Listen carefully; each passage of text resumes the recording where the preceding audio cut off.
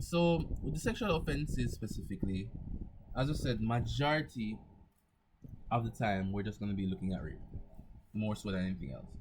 Right, so let's have a look at this now. Sexual offenses, it really encompasses a range of criminal offenses related to sexual conduct, exploitation, abuse, all of these different things, right? The offenses are typically considered serious due to their impact in physical, emotional, and physiological well-being of victims. So rape, section 3 of the Constitution, the Jamaican it's not the Constitution, the Sexual Offences Act, right? So part of the Jamaican Sexual Offences Act, right? Section 3 states that A1, a man commits the offense of rape if he has sexual intercourse with a woman, A, without the one's consent, and knowing that the woman does not consent to sexual intercourse or recklessly not caring whether or not she consents, right? Looking at that.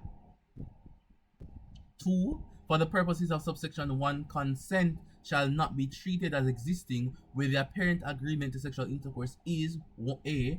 Extorted by physical assault or threats or fear of physical assault to the complainant or to a third person, or B. Obtaining by false or fraudulent representation as to the nature of the act or the identity of the offender. Right? Another proponent within, I think, Jamaican law per se, is that it must occur by a penis. It must be a penis entering a vagina, or it is not going to be constituted as a rape.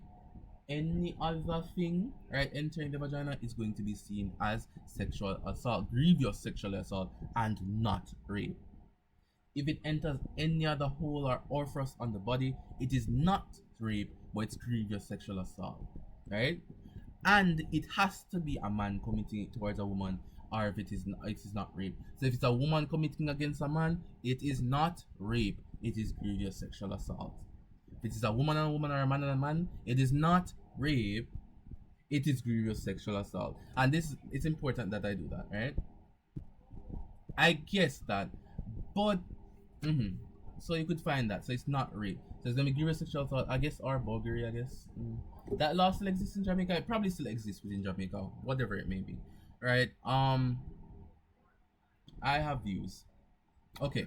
So alright, so we're looking at this, right? So that's section 3 of the act, right? And we're looking at the 3 F's, right? Fear, force, and fraud. So we looked at what the Sexual Offences Act was saying, right? And it's important to know where in your different countries which acts say what do they do, what do they define these offences acts, right? So we're looking at the fact the first F is fair, right? So we're looking at it now, right? And this is what happens with consent, right? So the thing is now, the first general thing that constitutes rape is the lack of consent.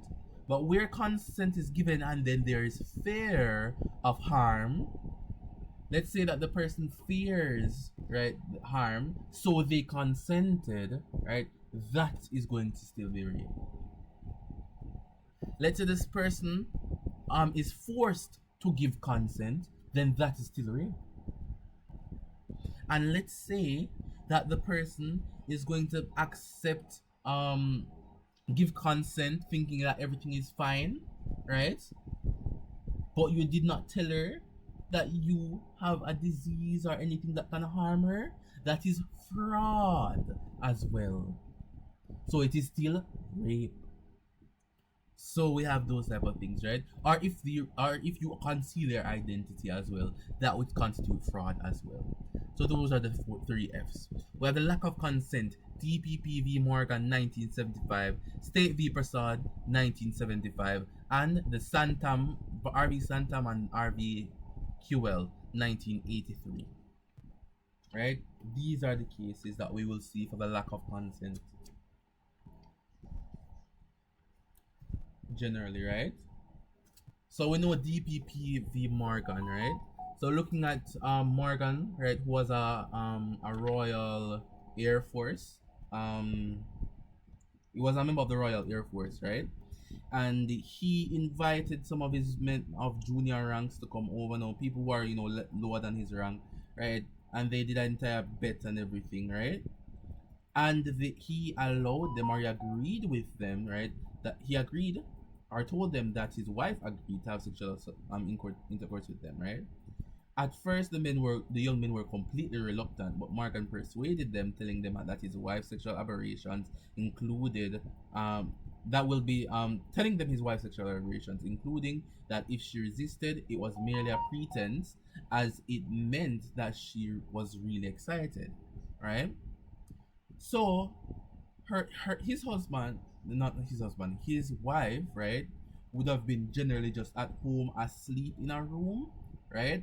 And him, accompanied by the rest of his the other three men, right, dragged her out of her room and sexually assaulted her, right? Well, not sexually assaulted her, raped her, right? So we have all of these different things, right? She said she screamed and struggled and called out for her husband to stop, but there was no stop. So clearly, you see that there was a lack of consent. So there in DPPV Morgan 1975, we have the lack of consent there, right? With the state of Prasad, this guy in his case, right? The virtual complainant was age 15, right? And was sexually assaulted by the accused on Christmas Day on the beach of in Essequibo, on the Essequibo coast, right? So what we have there is that this 15-year-old was sexually assaulted, right? There, right? And many different investigations were sent into this case to figure out all the different proofs, right? And generally it was just there and stated that it was rape completely, right?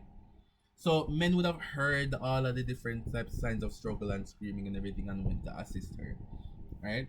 So we had that happening there, right? So that's two instances of rape with stemming from lack of consent for DPP Morgan and State v Prasad, right? We also have RV Santam and RV Kewell, right?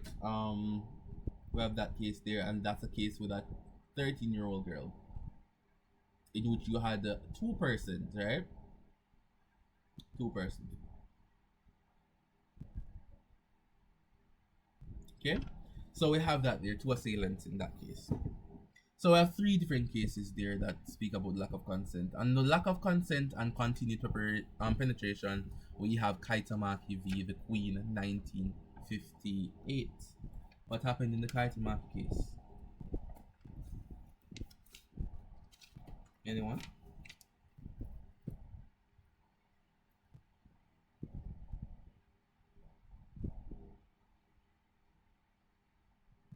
Okay, in this case, right, what's happened here is that the accused, right, would have penetrated, right, the victim with while believing that the victim consented, that she consented, right? That's all fine. You believed that she consented, okay? That I wouldn't say that's fine, but that's what's happening here. So okay, that's the fact there, right? But during the intercourse, he discovered that she did not, but she continued regardless. So you could see it here now, right? For some persons, it would have been understandable if you believed that there was consent, but in the middle of intercourse now, it was clearly now out that she did not consent, right? So there you would stop because everything that occurred before, you believe that there was consent, okay, right? But you figure out that there wasn't consent and you didn't stop. Now you know. So now you know that there's no consent and you continue. You just completed the mens rea. So you're committing the actus reus, and then as a partner, you figure out that there's no consent. You should have stopped, and that would be actus reus alone. No crime constituted, right? But you figure out that consent was withdrawn, and you continued. You satisfy the mens rea. That is a crime. That is rape there. Okay. Fair RV Olugboha. Right, we have fair there. So this was basically two victims as well, right? So so you have two victims, right? So you have in this here in my book here, it's characters as L and O, I guess so. L raped the first victim, and L's companion O told the second victim that he was going to have the intercourse with her and told her to remove her trousers, right? and she did so out of fear. She consented out of fear. She did not struggle, she did not resist, she did not show any signs of resistance because she did so and gave consent out of fear. So if there was fear, right, we generally use RV Olukoha 1982, right? So it's fear that constituted rape there. For fraud, RV Clarence, right? So the accused had sexual intercourse with his wife while he was suffering from gonorrhea. As a result, she contracted the disease. He was charged with the offense of unlawful and maliciously inflicting grievous bodily harm onto her. Right? The case was not strictly a rape case, but it is relevant to the issue of consent in sexual intercourse. Right? So it's not strictly a rape case. Right? When RV learns now, we're looking at fraud giving rise to harm. Right? Never told her, that there was gonorrhea, but he still did so. Assault, sexual assault, occasioning grievous bodily harm. Right? We also have Elebeke, which is fraud as well. So I had another fraud case there that is now strictly rape. The associated had sexual intercourse with the virtual complainant, who was sleepy and intoxicated, she believing that he was her boyfriend. Right? Elbeke was convicted of rape upon the victim's complaint. Right? He appealed on the grounds that she consented, but why wouldn't the appeal succeed? Right? Rape by impersonation, which is a type of fraud. Lovely. Right? So that's one of the reasons we have rape there. Right? We also have marital rape, RVR. Right? And marital rape is in the Jamaican law here. Hopefully it is in other laws existing across the Caribbean. Right? We have marital rape here in RVR. Right? So basically at the time in 1992, here's marital rape. It says a husband commits the offense of rape against his wife if he has sexual intercourse with his wife in any of the circumstances specified in subsection 3. Right? So we are in subsection 1 and subsection 2, we're talking about the physical harm and fear and all of these things that will constitute rape. We don't know that already. Now we look at the circumstances which will give rise to marital rape in subsection 3, which is given here. Right? The spouses have separated and thereafter have lived separately and apart within the meaning of the Matrimonial Causes Act. So if they're separated and him just pop up out of the blue, so it is rape. Right? There is an existence of separation agreement within writing between the spouses. So there's a separation agreement in writing. Then if he forces sexual intercourse onto his wife, it is rape. C. Proceedings for the dissolution of the marriage or for a decree of nullity, right, of the marriage have been instituted. So if there's going to be a divorce or a nullification of the marriage, right, already started, then any sexual advances by the husband is rape. Right? There has been made or granted against the husband an order of injunction, right, as the case may be, for non-cohabitation, non-molestation, or ouster from the matrimonial home for the personal protection of the wife. So this now, if he breaches that will be marital rape.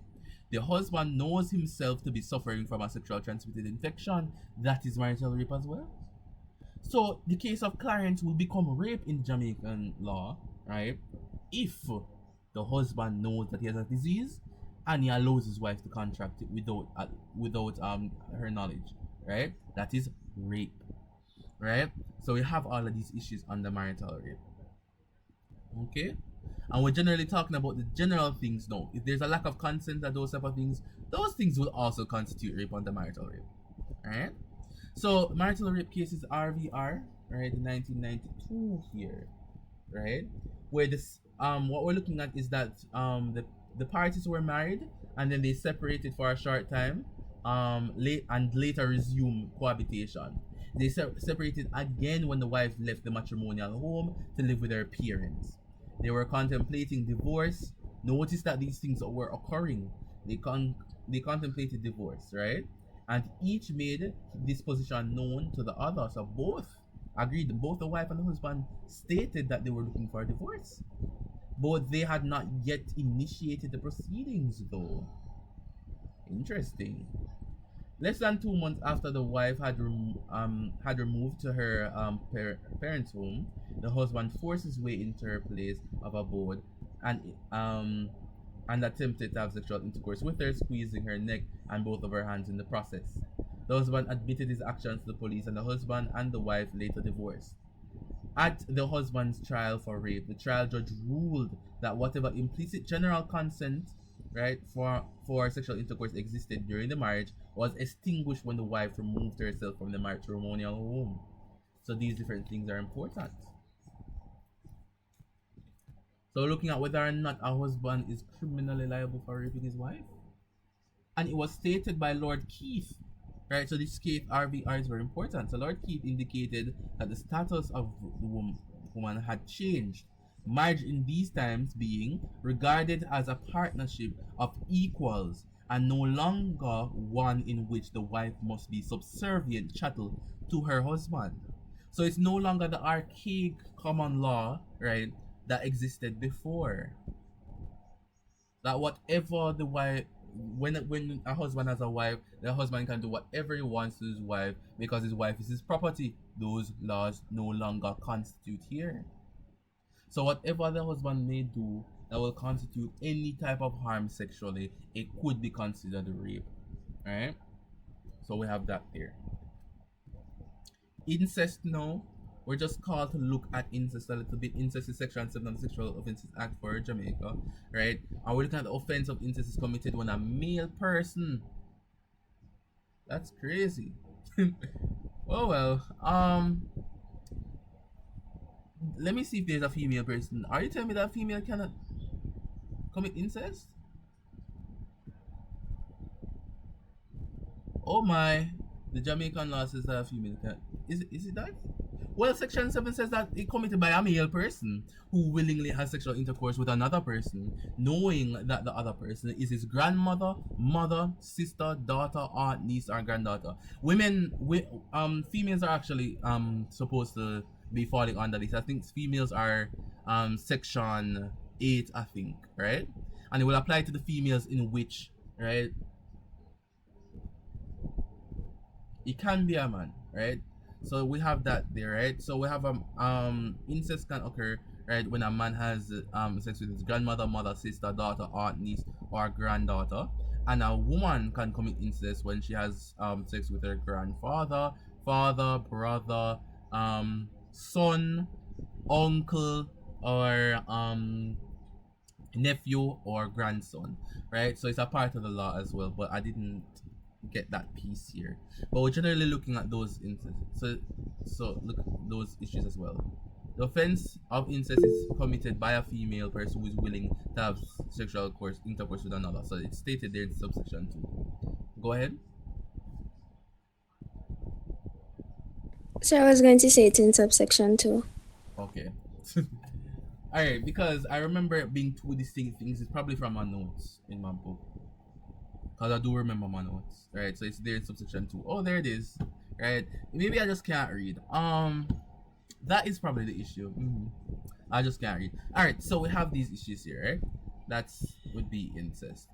I don't think the law syllabus really asks us to look at cases of that per se.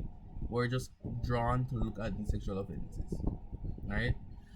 Of course, give me a second. One moment.